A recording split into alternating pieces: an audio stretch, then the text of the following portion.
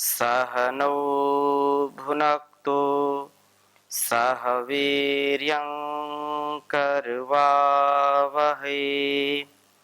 तेजस्विनावधीतमस्तु मा विद्विषावहै। ओम शांति शांति शांति।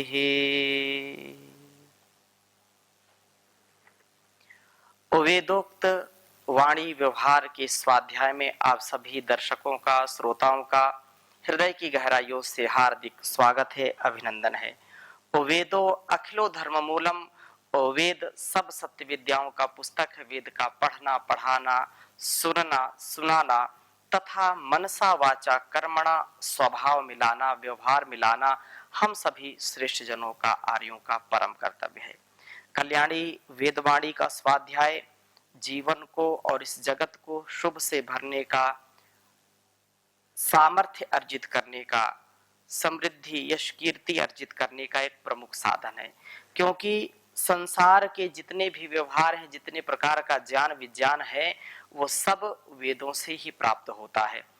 वेद की एक एक ऋचा, एक एक मंत्र और उस मंत्र का एक एक शब्द हमारे जीवन को दिव्य बनाने का, उसको धन्य करने का बहुत उत्तम साधन है।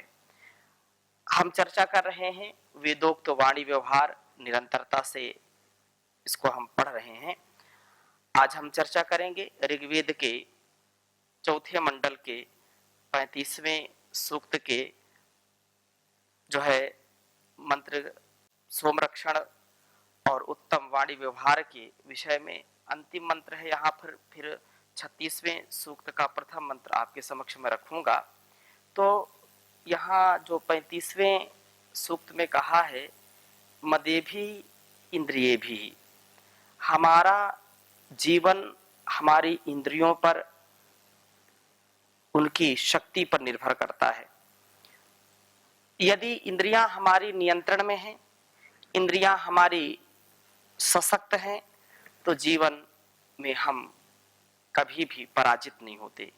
आंखों में देखने का, कानों में सुनने का, रसना में रस का रसास्वादन करने का, नासिका में सूंघने का, त्वचा में स्पर्श करने का जो सामर्थ्य है, वो सामर्थ्य जब बना रहता है तो हमारा व्यवहार भी ठीक होता है। मन मनन करता है, चिंतन करता है और विवेकवती बुद्धि उस कार्य को फिर आगे कैसे करना है उसका मार्गदर्शन करती है। तो हम अपने सोम रक्षण के द्वारा उत्तम कर्मों की इच्छा वाला बने, उत्तम हाथ वाले बने, उल्लास युक्त सशक्त अपने मन को, इंद्रियों को बनाए। इसलिए यह परम आवश्यक है कि अपने मन वाणी पर हम नियंत्रण रखें। अब यहाँ पर जो त्रिचक्र रथ, ये 3 चक्र जिसके हैं, ऐसे रथ को हम, क्योंकि शरीर रूपी रथ है और रथ जो एक साधन है संसार के व्यवहार में, संसार के क्रियाकलापों में, यदि रथ हमारा ठीक है तो हम व्यवहार अच्छे प्रकार से करेंगे। तो आइए पहले वेद मंत्र लिखता हूं, फिर चर्चा करता हूं आपके समक्ष। ओम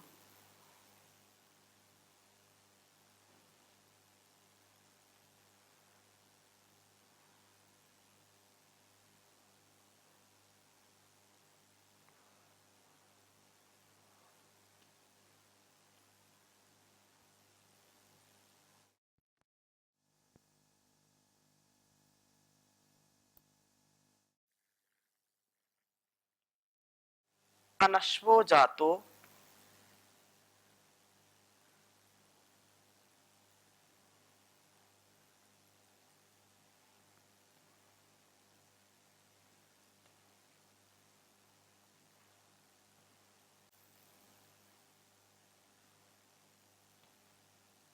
अनश्वो जातो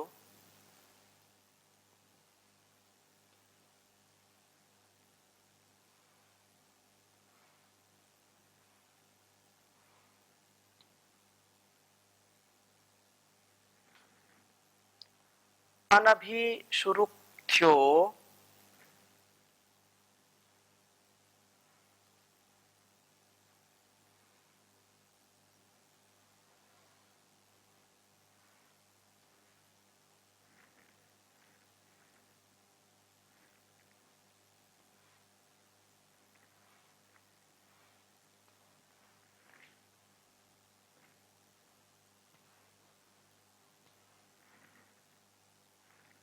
अनभिषुरुक्तो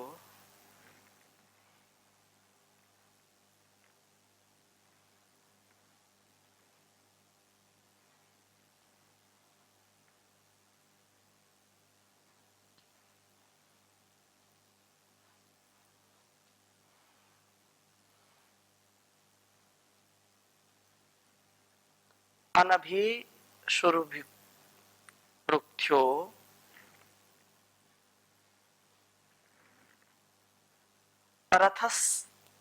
रथस्तिचक्रः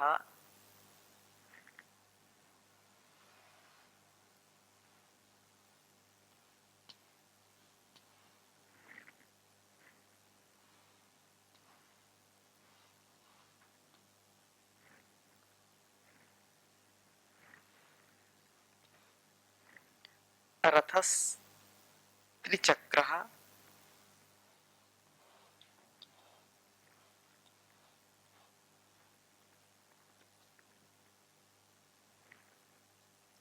परिवर्तते रजः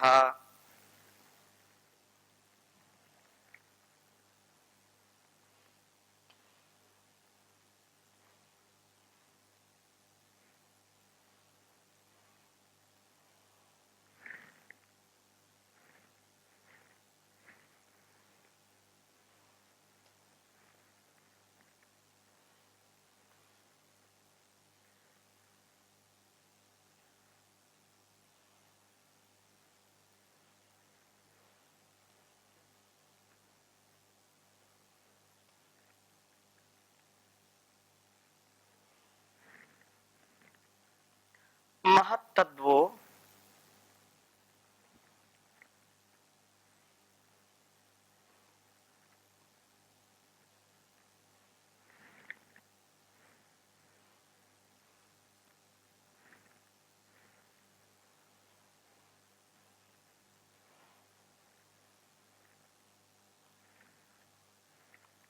जातो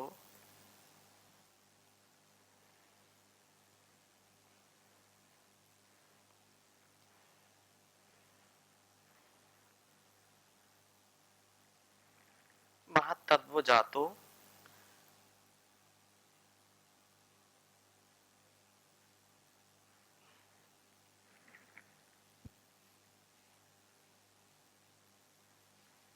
महत्तद्वो देव्यस्य महत्तद्वो देव्यस्य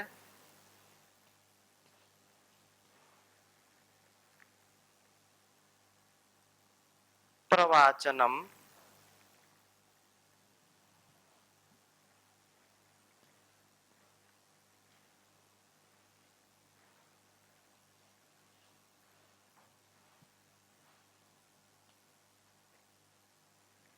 प्रवाचनम द्यामृभवः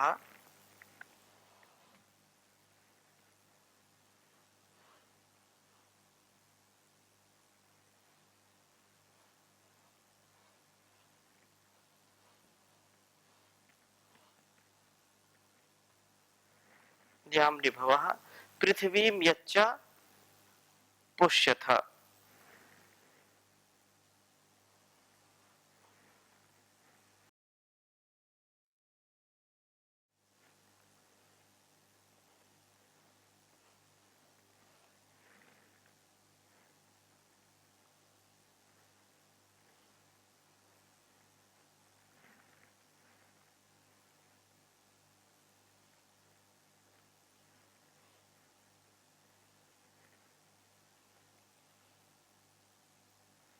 पृथ्वीं यच्च पुष्यथ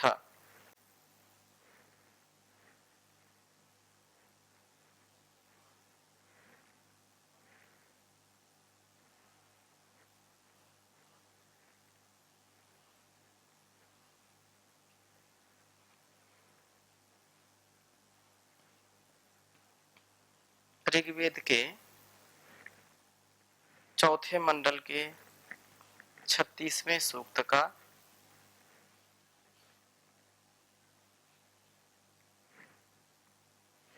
यह प्रथम मंत्र है, पहला मंत्र। ओम अनश्वो जातो अनभेषुरुक्थ्यो रथस्तित्रिचक्रः परिवर्तते रजः महत्तद्वो देवस्य पावाचनं द्यामृभवः पृथिवीं यच्च पुष्यथ। ओम अनश्वो जातो अनभेषुरुक्थ्यो रथस्त्रिचक्रः परिवर्तते रजः महत्तद्वो देव्यस्य प्रावचनं द्यामृभवः पृथिवीं यच्च पुष्यथ। बहुत ही सुंदर अभिप्राय इस वेद मंत्र का है। कहा है कि हे परिभुओं, तुम्हारा यह रथ जो शरीर रूपी रथ है, यह रथ अनश्व जातः, इंद्रिय रूप अश्वों के शासन वाला नहीं रहा। इसमें इंद्रियां जो हैं वो शासन करती हैं। हम बैठे हैं किसी सभा में, ध्यान में हम बैठे हैं या कहीं किसी स्थान पर बैठे हैं,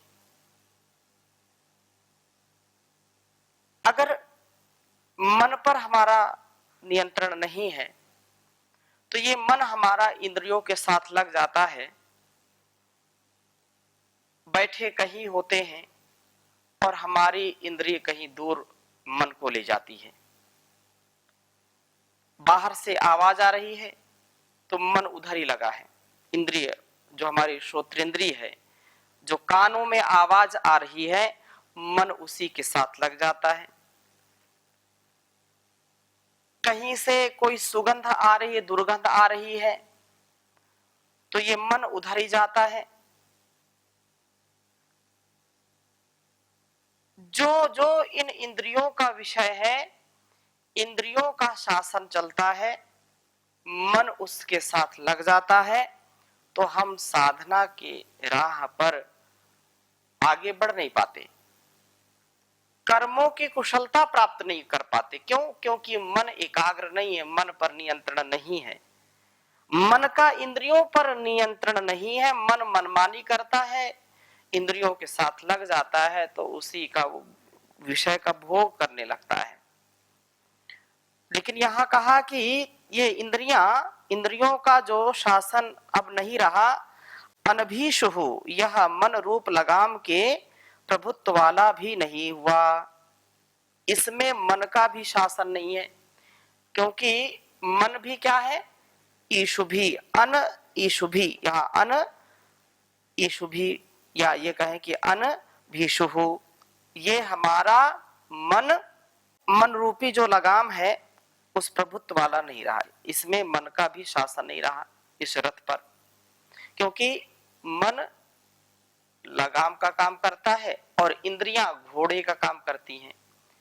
ये कठोपनिषद में जो बात कही है, आत्मानम रथिनम विद्धि शरीरम रथमेव तो बुद्धिम तो सारथिम विद्धि मनः प्रग्रहमेव च।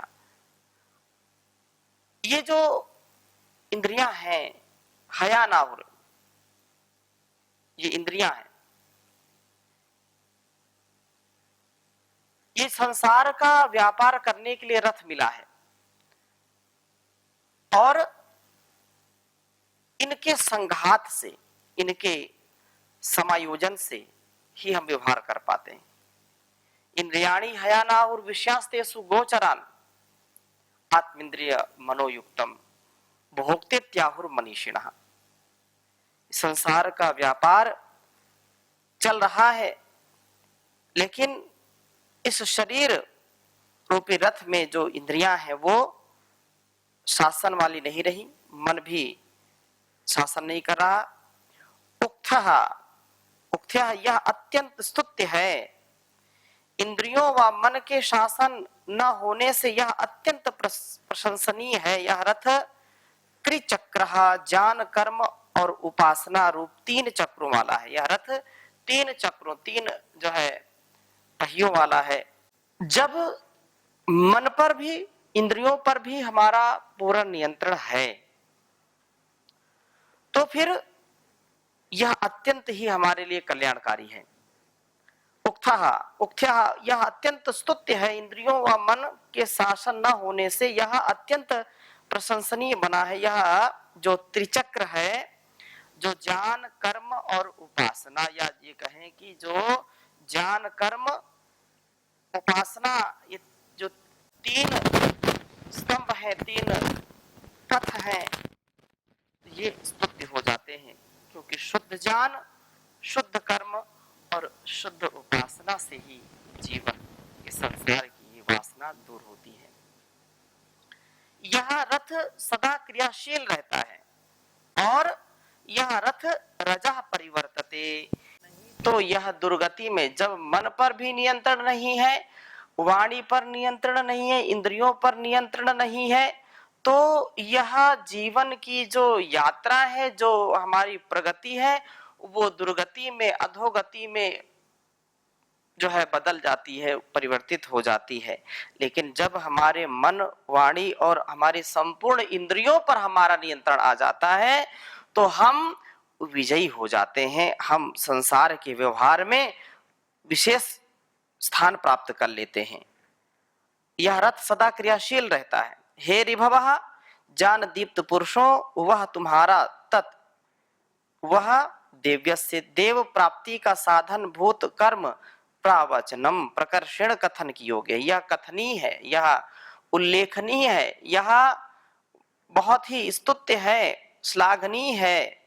यत कि तुम द्याम, मस्तिष्क रूप देवलोक को, तथा पृथ्वी, शरीर रूप पृथ्वी को पुष्यथा पुष्ट करते हो।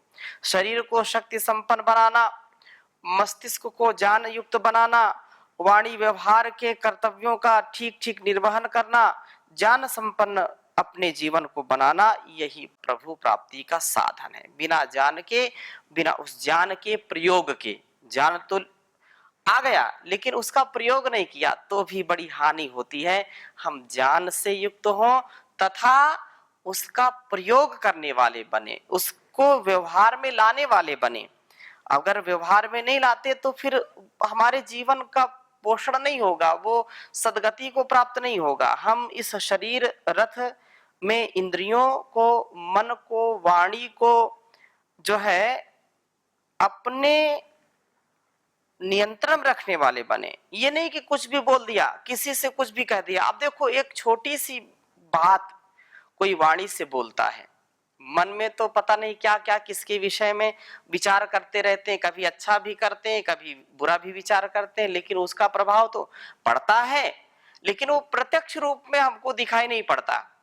लेकिन वाणी से यदि हम किसी को कठोर बोलते हैं, मधुर बोलते हैं, उसको जो है ऐसे गुस्सा करके बोल देते हैं, तो वो तो प्रभाव पड़ता है, तुरंत पड़ जाता है, और व्यक्ति को फिर वो उसके द्वारा कही हुई बात वो पूरे जीवन भर उसको याद रहती है। अगर बुरा बोला तो भी, अच्छे के लिए तो लोग उसका गुणा भाग नहीं करते, उसको ज्यादा ध्यान में नहीं रखते। लेकिन यदि किसी से कठोर वाणी बोल दी, आप देखिए कि जो व्यक्ति मधुर भाषी है, सात्विक है, उसका जीवन पवित्र है, सबसे प्रीति करने वाला है, वो जब आता है उसकी वाणी लोग सुनते हैं तो उनको तृप्ति होती है और वो व्यक्ति उत्साह भरने वाला होता है। लेकिन एक व्यक्ति ऐसा होता है कि वह जब भी बोलता है कुछ ना कुछ कठोर जरूर बोल देता है। तो सब कुछ बना बनाया, सब बहुत अच्छा वातावरण है, लेकिन आकर के बीच में ऐसे कोई शब्द बोल देता है कि सबके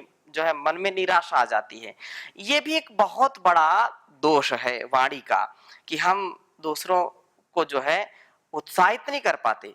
दूसरों को हम कितना भी कोई अच्छा कर ले, किसी किसी का स्वभाव होता है कि जब तक उसके मन की ना हो, जब तक उसके कहने या उसके निर्देश पर जब तक कार्य ना हो, तब तक वो कितना अच्छा हो जाए, कभी उसकी वो स्तुति नहीं कर सकते, कभी उस कि वो प्रशंसा नहीं कर सकते, उसको वो कमी निकालेंगे ही निकालेंगे। उनकी प्रवृत्ति होती है, उनका ऐसा कुसंस्कार होता है कि कोई कितना भी अच्छा करे, लेकिन उनको ये कि मेरे से क्यों नहीं पूछा, मेरे से क्यों नहीं कहा, मेरे निर्देश पर क्यों नहीं किया। तो इसका जो अच्छा कार्य है उसको भी वो अच्छा नहीं बताते हैं, वो गलत। दो चार उसमें जब तक कमी नहीं निकालेंगे, जब तक दो चार बार उसको धमकाएंगे नहीं, जब तक लोगों के अंदर अपनी जो है दहशत, अपना डर जब तक नहीं बनाते, उनको लगता है कि नहीं हमारा अहंकार पुष्ट नहीं होगा। वो अपने अहंकार की पुष्टि के लिए, अपने आप को ऊंचा उठाने के लिए कुछ लोगों की प्रवृत्ति ऐसी होती है कि वो कितना भी जो है व्यक्ति उनका प्रियाचरण करने वाला हो या उनसे प्रीति करने वाला हो, तो भी उसको कुछ ना कुछ प्रसाद देते ही रहते हैं। क्यों? क्योंकि मन पर और वाणी पर नियंत्रण नहीं, इंद्रियों पर नियंत्रण नहीं है। उनके अहंकार से वो जो है ग्रसित हैं, वो डसे गए हैं, जिससे उनका जो है व्यवहार बड़ा ही कष्टकारी हो जाता है। तो यह प्रावाचनम प्रकर्षण कथन की योग्य उनका जो है जीवन है, जिनकी मन इंद्रियां आदि कंट्रोल में है, नियंत्रण में है। और इसमें ज्ञान, कर्म और उपासना तीनों का स्थान हो। हम शरीर मस्तिष्क दोनों का ही पोषण करें, तथा रथ में न घोड़े हैं न लगाम है, तीन चक्र हैं। यह अंतरिक्ष में उड़ता है, सो प्रशस्य है। इसका जो है जो मशीनरी है, जो इंजन है, दृढ़ है, तो प्रकाश भी व्यवस्था इसमें ठीक रहेगी। एवं वायुयान का उल्लेख यहाँ स्पष्ट जो है संकेतित है। हम ऐसे जीवन वाले बने जहां पर पराधीनता ना हो, मन की इंद्रियों की पराधीनता ना हो, वाणी की पराधीनता ना हो। वाणी भी पराधीन क्यों? अरे हम क्या बताएं, हम तो अच्छा ही बोलना चाहते हैं दूसरों को, लेकिन वो कठोर है, निकल जाता है, क्या करें। हम ये नहीं चाहते किसी का दिल दुखाए, किसी का मन दुखित हो, लेकिन हमसे नियंत्रण नहीं रहता। वाणी पर पहले बोल देंगे, फिर पश्चाताप करते हैं, फिर क्षमा मांगते रहते हैं। ये नहीं होना चाहिए। हम व्यवस्थित और जो है कुटिलता से शून्य अपना व्यवहार करें। यहाँ इस मंत्र में प्रवाचनम की बात कही है। तीसरे मंत्र में सुप्रवाचनम, तद्वो वाचार्यभवः सुप्रवाचनम देवेषु विभो अभवन महित्वनम जिव्री यत् संता पितराम सनाजुरा पुनर्युवाना चरथाय तक्षथ। कहा यहाँ पर कि है शक्ति संपन्न शरीर वाले, विशाल हृदय वाले, ज्ञान दीप्त पुरुषों, आपका वह महत्वपूर्ण कार्य देवेशु देवों में सुप्रवाचनम अत्यंत प्रशंसनीय होता है, जो कि वृद्ध होते हुए भी सदा जीर्ण होने वाले द्यावा पृथ्वी रूपी माता पिता को, मस्तिष्क व शरीर को जो है चरथाय मार्ग पर आगे बढ़ाने के लिए पुनः युवा कर देते हो। आप मस्तिष्क को ज्ञान दीप्ति बनाते हो, तो शरीर को सुदृढ़ बनाते हो। सामान्यतः आयु बढ़ने के साथ शक्तियों में क्षीणता आने लगती है, मस्तिष्क भी उतना काम नहीं करता, शरीर भी शिथिल हो जाता है। पर यदि जीवन के प्रातः सवन में ही सोमपान का ध्यान करें, विशेषतः जो सोमपान है, जो हमारे शक्ति संपन्नता के लिए एक वरदान है, हमारी वाणी भी अच्छी हो, हमारा जो है संपूर्ण इंद्रियों का जो सामर्थ्य वो भी अच्छा रहे, तो जीवन बहुत ही अच्छा हो जाता है। हम सदा ही युवा अवस्था जैसी स्थिति में रहते हैं, उत्साह में रहते हैं, क्योंकि कहा है कि जो वीर्य का रक्षण करते हैं, तो वीर्य की रक्षा से उत्साह बढ़ता है। ब्रह्मचर्य प्रतिष्ठायाम वीर लाभा, वीरता, धीरता, वीरता, गंभीरता, शक्ति की संपन्नता आती है जब हम ब्रह्मचर्य का पालन करते हैं। वाणी भी हमारी देदीप्यमान हो जाती है, यशस्वी हो जाती है। आगे हम और चर्चा करेंगे, अभी यहीं पर विराम ले रहे हैं। ओम शांति शांति शांति।